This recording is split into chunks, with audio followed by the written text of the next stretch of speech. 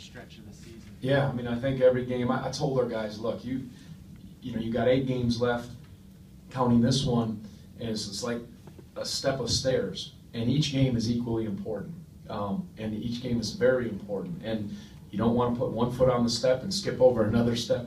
You put 2 feet on each step, and you just, everything you got to play to the best of your abilities, and I think that's the mentality that has to happen, and again, you go on the road, like here, it's a war. You can't, I always say you have to have an edge on the road, and we were in a fight, and you know, we weren't particularly playing well, but as I said to start, Georgia Tech did a heck of a job, and you just keep hanging in there, and then all of a sudden you have a run like that. Things happen, and we capitalized on it, and we're fortunate. So different kinds of games require different kinds of actions. The Pitt game was different, as was the BC game. They reeled it in against us at the end, and then today we separated, so hopefully we're learning from all those experiences.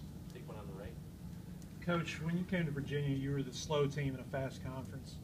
Now the whole conference seems to have come back to you. Why do you think that is, and what impact, if any, do you think that has on your team? Yeah, I'm not sure. You know, I think each coach has their philosophy. I think you always look at it and say, what gives us the best chance to be successful? And this year we've been a little better because we have more balanced scoring, but I think you have to first start and win with defense in our program, and that's so important.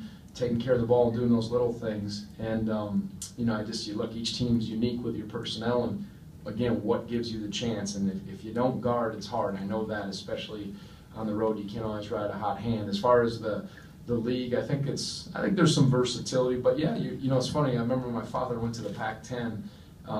It was such a up and down league, and then he came in there. Ben Holland came in there, and the league really turned into somewhat of a half-court league, and